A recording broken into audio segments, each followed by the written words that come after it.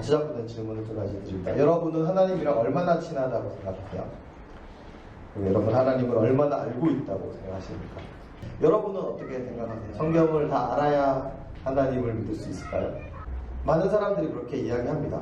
나중에 교회 가겠다. 아니면 내가 하나님을 좀 알게 되면 또 하나님이 어떤 분인지 아니면 성경이 어떤 책인지 어떤 내용인지 알면 가겠다라고 얘기하는 경우들을 종종 볼 수가 있는데, 이 말은 곧 안 가겠다는 말과 똑같구나라는 것들을 사역을 하면서 목회를 하면서 많이 겪게 됩니다.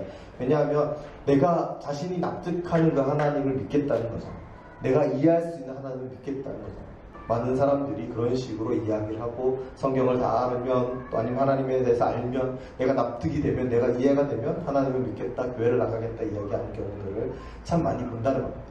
우리가 하나님에 대해서 알아가야 하고 또 하나님의 말씀 성경에 대해서 알아가야 되고 아는 만큼 보이는 건 사실입니다.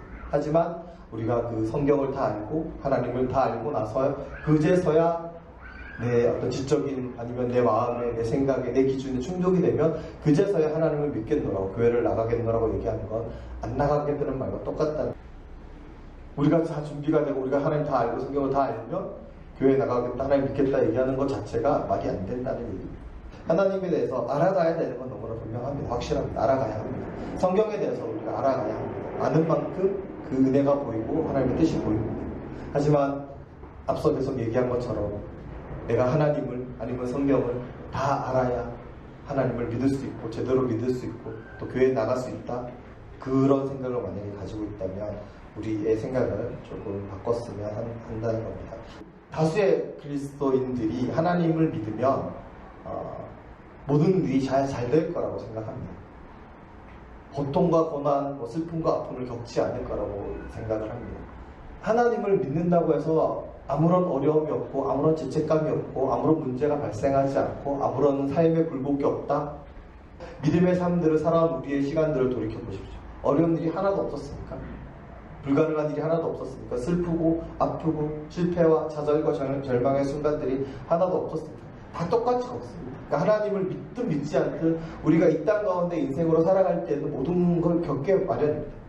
예레미야라고 하는 이 사람은, 이 예언자는 남유다가 멸망할 때 활동했던 사람입니다. 그러니까 남유다가 멸망하고 예루살렘 성전이 무너지는 걸 목격한 사람입니다. 예레미야서 52장인데 주로 경고와 심판의 메시지를 했습니다. 회개하라고 얘기했습니다. 바벨론에게 항복하라고 얘기했습니다. 우리를 공격하는 저 적국에게 항복하라고 얘기했습니다. 하나님이 저 바벨론을 사용해서 하나님 앞에 범죄한 우리를 남유다를 심판하고 진노의 막대기로 사용하시니까 우리가 하나님 앞에서 회개하고 바벨론에게 항복해야 된다고 얘기했습니다. 그 이야기를 들은 많은 유다의 사람들은, 이스라엘 사람들은 이 예레미야의 말이 하나님의 말씀이라고 하나님의 뜻이라고 생각을 했을까요? 전혀 그렇게 생각하지 않았습니다. 희망과 소망의 말만 해줘도 모자랄 판에 하나님의 말씀이고 하나님의 뜻이라고 이야기하면서 하나님의 말씀을 맡은 예언자, 선지자라는 이 사람이 경고의 메시지를 하고 심판의 메시지를 하고 그렇게 살면 안 된다 그러고 회개하라 그러고 하나님의 진노가 임할 거라고 얘기를 하고 있고, 심지어 현실적으로 우리를 공격하고 우리를 호시탐탐 노리는 저 대적 바벨론에게 항복하는 것이 하나님의 뜻이라고까지 얘기를 합니다.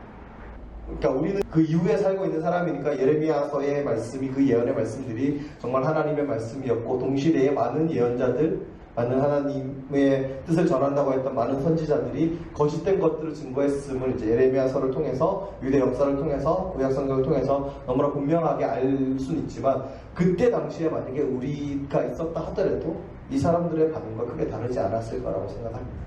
왜냐하면 예레미야의 예언은 너무나 끔찍하고 너무나 듣기 거북하고 인정하기 싫거든요. 심지어 저 적국에게 항복하라고 하니 내 하나님, 우리 하나님이 설마 그럴 리가 없다라고 생각을 한 겁니다. 그러니까 하나님이 나는 이런 하나님이다, 너희 가까이 있는 하나님이고 너희가 나로부터 숨으려고 해도 숨을 수 없을 만큼 천지에 충만한 하나님이다, 천지 만물을 창조한 그 하나님이고 이 천지 만물을 다스리는 하나님이라고 예레미야를 통해서 말씀하고 계시는 거예요. 하지만 이스라엘 민족, 이스라엘 백성들은 자신들이 보고 싶은 것, 자신들이 듣고 싶은 것, 자신들이 믿고 싶은 것에만 주목을 하였고, 그것과 다른 이야기들은 하나님의 뜻이 아니라고까지 생각을 했고, 그 말씀을 전하는 예레미야를 향해서 모욕하고 조롱하고 때리고 핍박했습니다. 여러분이 믿음 생활을 잘하고 있는데, 신실하게 열심히 신앙생활, 예배생활, 교회생활 잘하고 있는데, 매일 주님께 기도하고 말씀을 묵상하고 하나님을 온전히 예배하기 위해서 매일매일 그렇게 애쓰고 노력하고 있는데, 내 삶 가운데 이유를 알 수 없는 고난이 찾아오고 어려움을 겪게 되고, 그 믿음 때문에 차별을 당하고 편견으로 대하는 사람들, 그래서 학교생활이, 직장생활이 너무나 힘겹다. 아니면 여러분이 어떤 불치의 병에 걸렸다든지 이유를 알 수 없는 어떤 괴롭힘을 당한다고 했을 때, 여러분은 어떻게 하시겠어요? 근데 하나님 응답하지 않으시면, 그럼에도 불구하고 여러분 계속해서 하나님을 믿고 하나님을 의지하고 하나님을 신뢰하실 수 있으십니까? 우리의 머리로는 그래야 한다라고 생각합니다. 알고 있습니다. 그리고 그렇지 않은 상황에서, 지금 그런 상황이 아니라면, 고난과 또 괴로움의 순간이 아니라면, 고통과 아픔의 순간이 아니라면, 당당하게 나는 그 시간에, 그 순간에 하나님만 의지하고 하나님만 신뢰할 거야 라고 자신할 수 있을 겁니다. 근데 문제는 그때가 문제예요.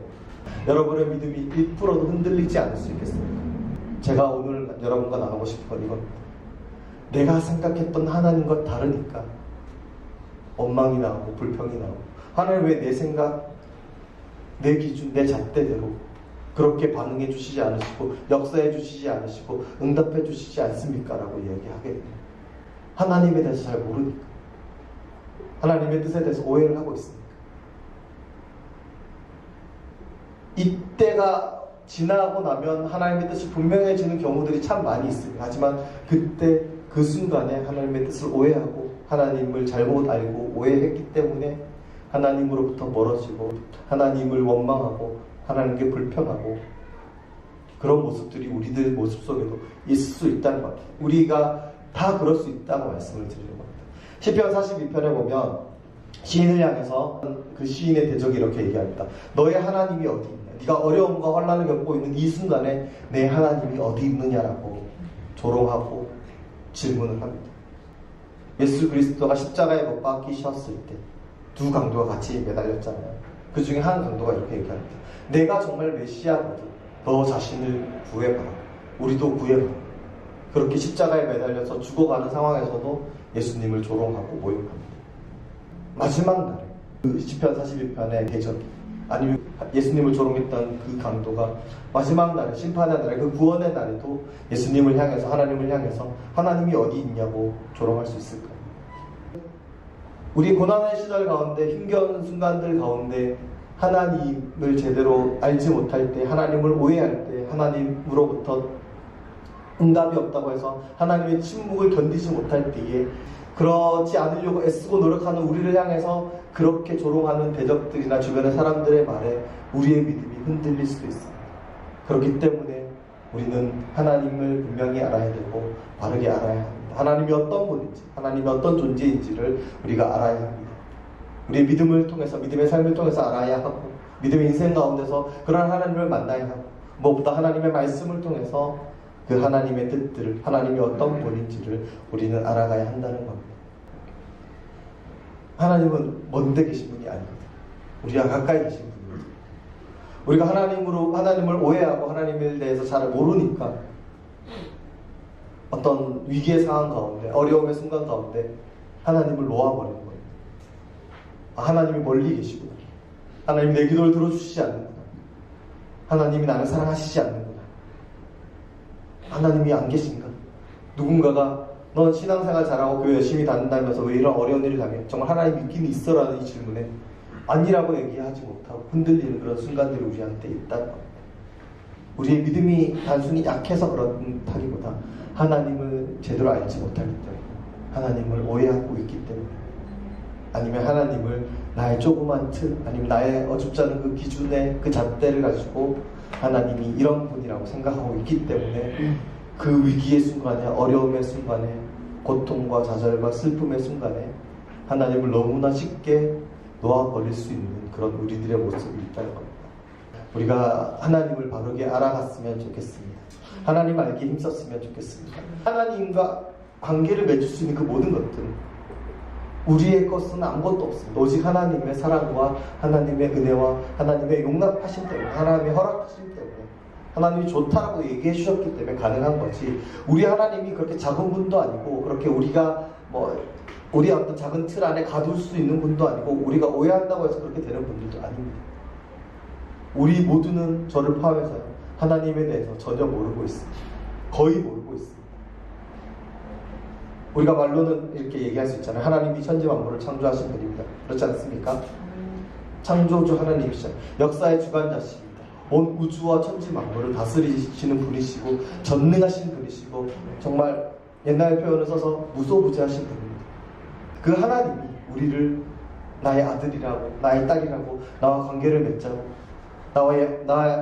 나를 믿는 믿음으로 예배를 드리자고 함께 공동체를 이루어가자고 함께 믿음의 삶을 살아가자라고 그렇게 초청해 주시고 초대해 주시고 영원한 생명과 능력과 하나님의 놀라신 은혜들을 가지고 우리에게 이렇게 해주셨는데 우리는 감히 건방지게 그 하나님을 우리의 뜻 안에 가두려고 합니다. 내가 하나님을 다 알고 있다고 합니다.